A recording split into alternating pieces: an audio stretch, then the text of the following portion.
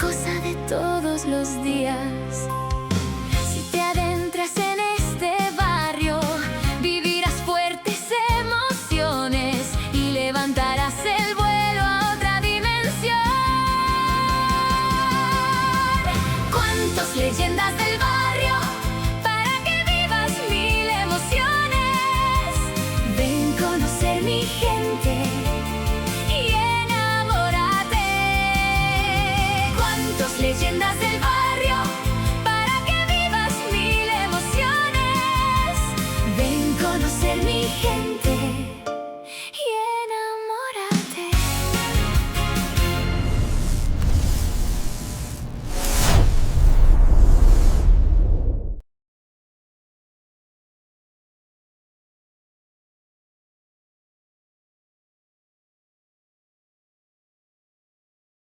Capítulo 4. La peregrinación de Bayoán. Ajeno a lo que estaba pasando en el paraíso, conducía mi vieja camioneta por la autopista en dirección al hospital. Me repetía a mí mismo: Bayoán Santos, todo va a estar mejor, la pesadilla ya pasó. La carretera hacía una larga curva al llegar al extremo norte del distrito de San Fernando de la Carolina. En el lado norte de la carretera se levantaba orgulloso el moderno Aeropuerto Internacional José Huertas González, nombrado en honor a un incansable luchador en contra de la violencia y las injusticias. Aquel aeropuerto era el eje de la transportación en el extremo oriental del Caribe. Al otro lado del aeropuerto, observé las ruinas de dos enormes y otrora lujosos templos. El primero era el antiguo lugar de adoración de la Iglesia Progresista Internacional, separado por una pequeña verja de alambre de torbellino del Centro de Investigación de las Ciencias y Matemáticas. En el templo se rendía culto a tres deidades esotéricas: el dios dinero, el espíritu consumidor y el hijo de la gran pala. Creían fervorosamente que la adquisición de ornamentos y posesiones visibles era prueba de su santidad. El segundo templo tenía como deidades a la diosa madre estadística, patrona de los números manipulables, la diosa especulación, guardiana de las verdades que murieron tempranamente, como la teoría de la paradoja de la información de Hawking, y por último, la diosa Santa Toga, patrona de los doctorados y la élite intelectual. Era la diosa de aquellos que comprendían cómo se movían los astros en el cosmos, pero no sabían cambiar la llanta de su automóvil. Con los años, me di cuenta de que la filosofía tiene dos vertientes: la ciencia y la religión, y que la verdad reside en un punto infinitamente pequeño entre ambas. Conozco científicos que son fervorosos cristianos y religiosos que son de las personas más ruines que he visto. La ciencia afirma tener todas las respuestas, pero siempre pide más dinero para investigar. Los religiosos dicen que poseen la verdad absoluta, pero solo los hombres santos pueden interpretarla. Dos caras de la misma moneda. Siempre he creído estar en el borde ranurado de esa moneda, donde se encuentra el equilibrio. Durante años, los seguidores de ambos templos cultivaron la enemistad hasta que un huracán de categoría 5 arrasó ambos edificios. Fue un recordatorio de que, en este universo analógico, ni la fe ni la ciencia son indestructibles. Continué mi camino hacia el hospital y tomé el expreso número 42, que vira hacia el oeste, atravesando la majestuosa ciudad de San Juan, en dirección a la ciudad de la Santa Cruz. Hacía unos minutos que transitaba por aquella vía, cuando de frente se vislumbraba un túnel de unos 400 metros de largo. Bajé el volumen de la radio, sabiendo que la señal se perdería al cruzarlo. Un camión de arrastre pasó a gran velocidad a mi lado mientras yo entraba al túnel. Había recorrido alrededor de un tercio del túnel cuando un fuerte terremoto sacudió el lugar. Mientras la tierra temblaba, maniobré mi camioneta entre los automóviles que erráticamente trataban de mantenerse en su curso. Por milagro, probabilidad estadística o simple suerte, llegué justo al lado del camión de arrastre que me había adelantado. En ese preciso instante, parte del techo del túnel colapsó sobre los vehículos. Pero el camión, Actuó como un milagroso sostén, evitando que la losa superior cayera sobre mi camioneta. El techo se detuvo a escasas pulgadas de mí. Todas las luces del túnel se apagaron, y durante unos minutos que me parecieron eternos, todo fue tinieblas. Estaba asustado y confundido, sin saber si aquello era una pesadilla o la realidad. Apagué el motor de la camioneta y busqué mi teléfono móvil. Intenté llamar al 911, pero solo escuché una voz diciendo que los circuitos estaban ocupados. Encendí la radio, pero no había recepción. Desesperado, prendí las luces de mi camioneta. Solo una funcionaba, pero fue suficiente para ver que no todo el techo del túnel había colapsado. Decidí no quedarme esperando la muerte. Abrí la puerta de mi vehículo y con precaución me bajé, tomando de la caja de herramientas una linterna y una pequeña navaja. Los gases venenosos de los automóviles seguían llenando el aire. Me acerqué al camión de arrastre, pero su conductor ya no respiraba. Aquel transportista apresurado había salvado mi vida al adelantarme.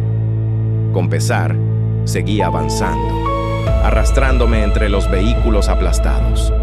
Habían pasado unos 15 minutos desde el terremoto, pero sentía como si hubiera sido un día entero.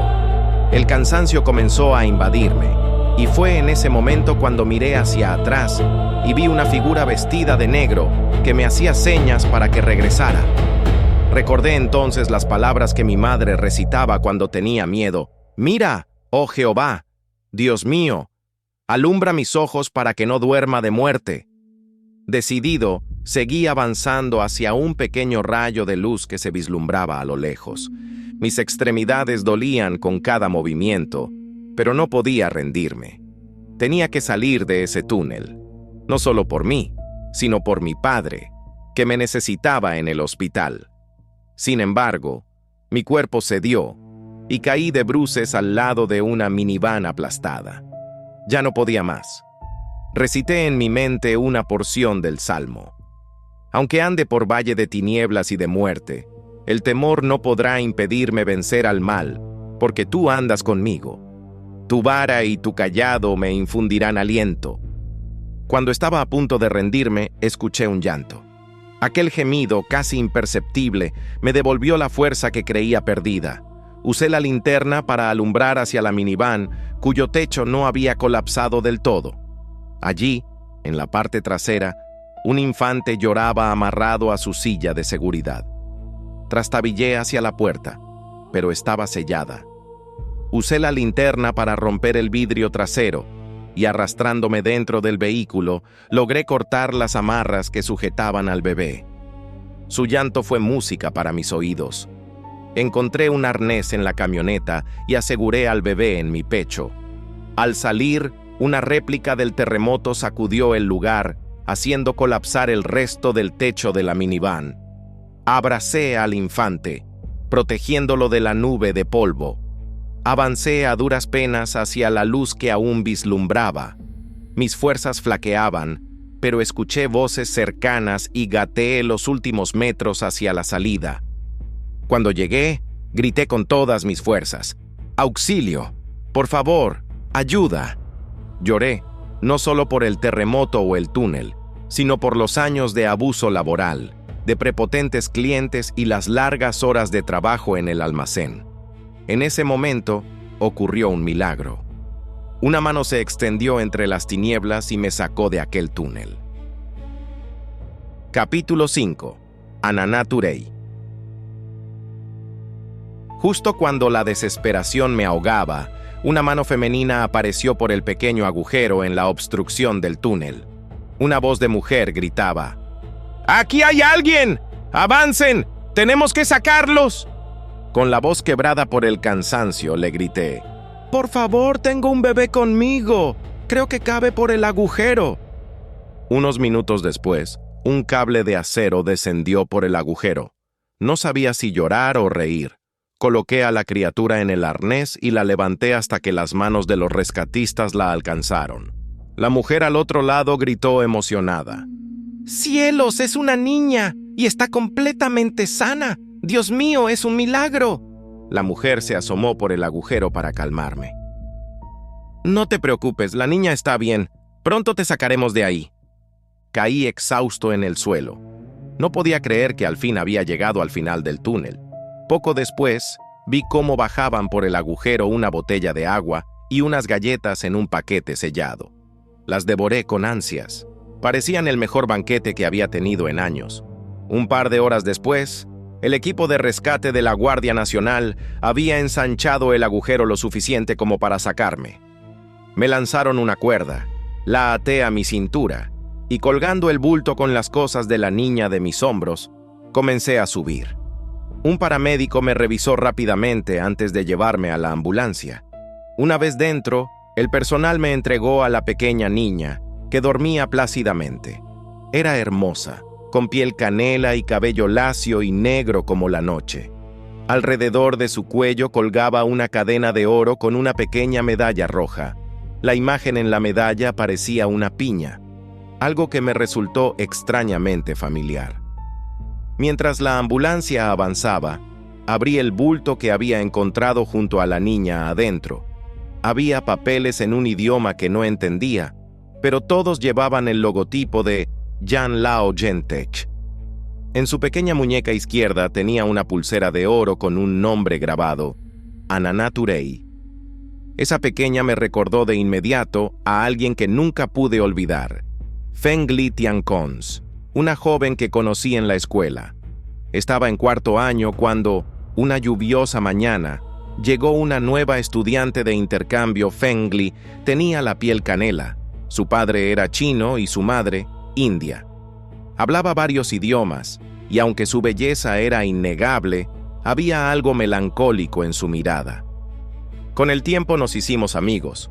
Nadie en la escuela le hablaba, y ella parecía cargar con una soledad profunda. Nunca entendí por qué la gente discrimina sin conocer el alma de los demás. Feng Li no solo era brillante, sino también gentil, amable y talentosa. Unos meses después, me invitó a su casa para trabajar en una asignación de ciencias. Después de terminar, trajo un hermoso clarinete y tocó una melodía que me dejó sin palabras. Les Feuilles Mortes. Era una pieza nostálgica que nos llevó a un viaje musical a través del ciclo de quintas.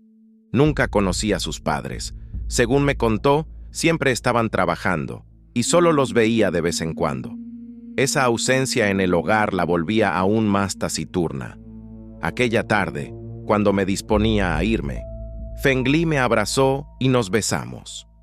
Fue un beso tierno, pero lleno de algo que no supe explicar. La tomé por la cintura y acaricié su rostro. No había palabras, solo el lenguaje de las emociones. Aquella tarde, entre besos y caricias, nos fundimos en un solo ser, mientras al ritmo cadencioso de su respiración bailábamos un vals de entrega y amor. Aquella noche, sin duda alguna, conocí todos los rincones de quien sería mi primer amor y a quien nunca conseguiría olvidar. Días después, una fiebre intensa me golpeó en medio de las clases. La cabeza me daba vueltas y la maestra llamó a mi casa. Mi padre me llevó al Hospital San Abadón, el más cercano a la escuela. Los médicos no pudieron determinar la causa de mi enfermedad. Entre sueños, lo único que me consolaba era una pintura de un atardecer otoñal colgada en la habitación. Le pregunté a una de las cuidadoras por el nombre de la obra, y ella leyó la placa: Les Feuilles Mortes. Las letras y los símbolos que describían su patrón musical parecían resonar de una forma misteriosa conmigo. Un día, Feng Li vino a visitarme.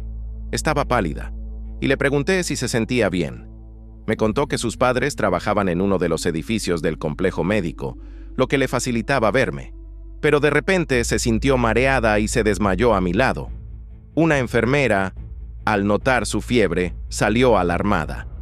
Poco después, todo se volvió borroso. Sentí que la oscuridad me envolvía. Semanas después, desperté en una habitación distinta, conectado a una máquina de soporte vital. Cuando finalmente mejoré, pregunté por Feng Li, pero nadie parecía recordar haberla visto. Era como si nunca hubiera existido. Lo único que me quedaba de ella era una pequeña libreta de dibujos que había dejado sobre el gavetero de la habitación. La portada de la libreta mostraba un hermoso árbol de cerezo, adornado con sus delicadas flores rosadas.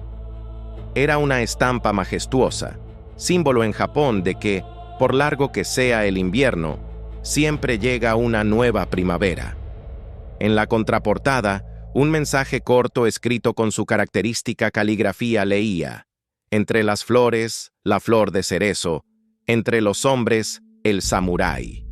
Y más abajo, entre la vida y la muerte, florece el amor. Después del invierno, la primavera, para cuando encuentres felicidad bajo la tinta del amor. Paso mis días intentando descifrar las palabras de mi amada. ¿Terminará algún día mi invierno? Al darme el alta, me entregaron un frasco de pastillas con el logotipo de Jan Lao Gentek. Debía tomarlas cada 12 horas durante varias semanas. Regresé a la escuela, pero algo en mí se había roto.